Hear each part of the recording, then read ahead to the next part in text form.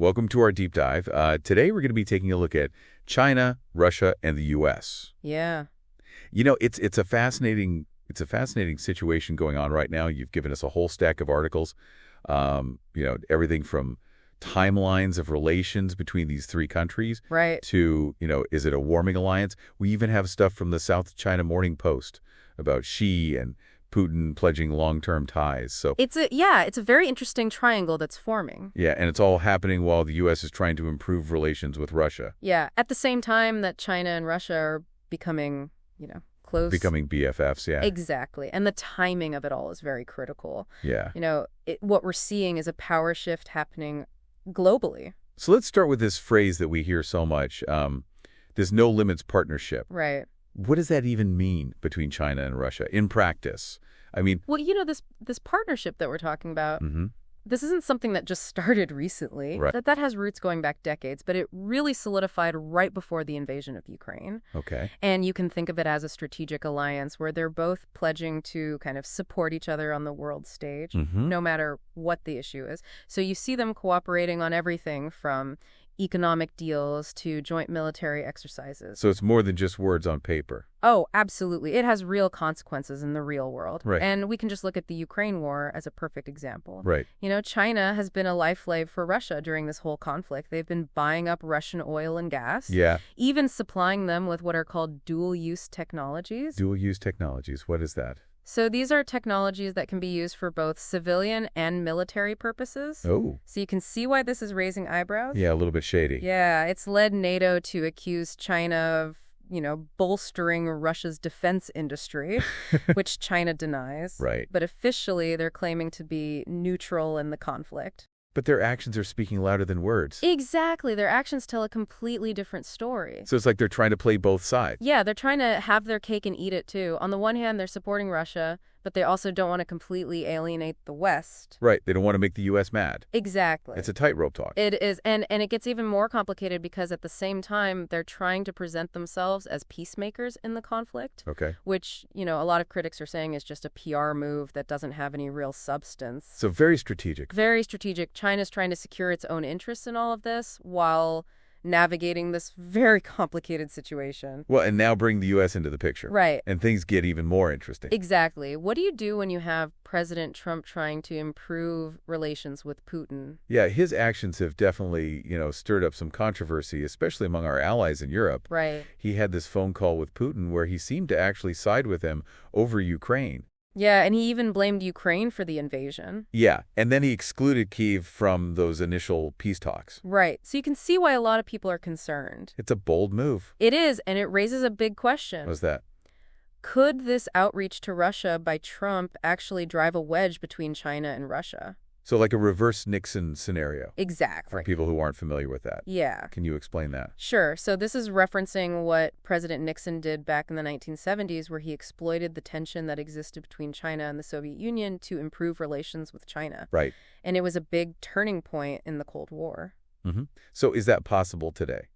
Well, that's what everybody is trying to figure out. Okay. A lot of experts are skeptical, though. Why is that? Well, you see, the dynamics are very different today compared to back then. China and Russia have a much stronger strategic alignment now than they did back in the 70s. Mm-hmm. They both see themselves as challenging this U.S.-led world order that we've had for so long. Okay. And they talk about promoting what they called a multipolar world. A multipolar world, what does that mean? So basically, it's their vision of a world where power is more evenly distributed among different countries and blocs, Okay. instead of being, concentrated in the hands of the U.S. like it has been. So they see themselves as partner in pushing back against the U.S.? Exactly. I see. And they have a shared interest in challenging what they see as U.S. hegemony. And, I mean, Putin's not just going to turn his back on China after all the support they've given him, right? No, they need each other. Okay. China needs Russia's energy resources, and Russia needs China's economic might. They've been crucial in helping him withstand all those international sanctions. Absolutely. So even if the U.S. tries to woo Russia, you have to wonder how solid this China-Russia partnership really is. Well, and what about China's own economic vulnerabilities? I know their economy has been facing some challenges lately. Right. You're right to bring that up. That's a critical piece of this puzzle. How so? Well, for one thing, they're dealing with high youth unemployment, which is always a concern. Right. And they're still very vulnerable to another trade war with the U.S. Yeah, I actually read a quote from China's top diplomat, Wang Yi, Okay. and he said that stopping their purchases of Russian natural gas would make China unsafe. Wow. It sounds like they're really in a bind. They are. They need Russia both economically and strategically.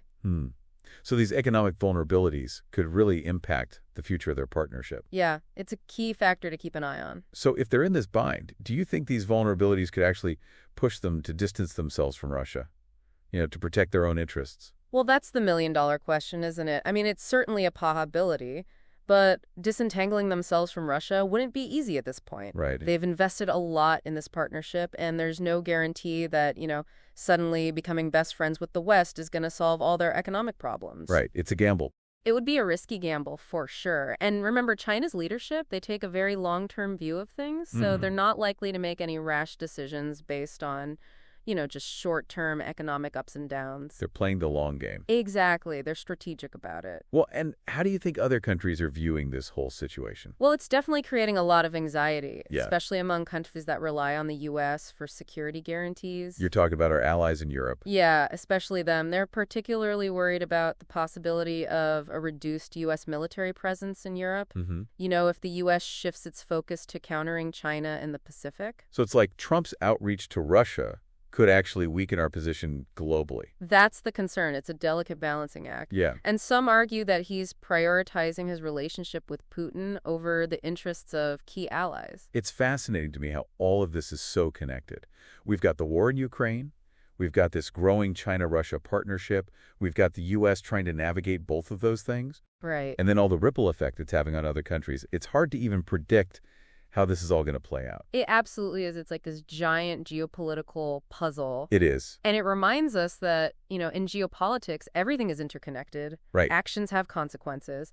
And even what might seem like small decisions can have this huge butterfly effect on the world stage. Okay, so going back to this reverse Nixon idea, is there any chance it could actually work? Could we actually drive a wedge between China and Russia? Well, as we've talked about, a lot of experts are pretty skeptical about that. That strategic alignment between those two countries is just too strong right now. Okay. They have way too much in common. And there's not really much incentive for either of them to break away from the other. They're like two puzzle pieces that fit perfectly together. Exactly. And on top of that, there's this deep distrust of the U.S. in both Moscow and Beijing. They see the U.S. as a rival, not as a reliable partner. Right. Remember that quote from Sergei Rychenko? Yeah. The professor at Johns Hopkins? Yeah. He said the idea that we can just manipulate Putin and use him as a weapon against China is naive. It sounds like we have our work cut out for us if we want to change this relationship. We do, and you have to wonder, even if we could drive a wedge between them, is that really the best thing for global stability? That's a good point. Some people argue that a strong China-Russia partnership could actually be a good thing. Okay. As a counterbalance to U.S. power, leading to a more balanced world order. Interesting. So maybe it's not as black and white as it seems. It's not. There are a lot of shades of gray in geopolitics. Right. It's not about, good guys and bad guys. It's about competing interests and strategic calculations. It's like a giant chess game with the fate of nations at stake. It is. And the moves that are made today will have consequences for years to come. And speaking of moves, there's a pretty big one on the horizon, isn't there? I mean, Xi Jinping is planning to visit Moscow for the Victory Day celebrations. That's right. That's a very symbolic event. Commemorating the Soviet victory in World War II, and Xi being there, it's going to send a powerful message about their partnership. About the strength of their partnership. Yeah. They're putting on a show of unity for the whole world to see. Exactly. Like, we're not backing down. Exactly. We're a united front, and we're not going to be intimidated. So where do we go from here? What's the next chapter in this geopolitical drama? Well, that's the big question, isn't it? Yeah. There are so many variables at play. It's impossible to predict the future with any certainty. Right. But one thing is clear.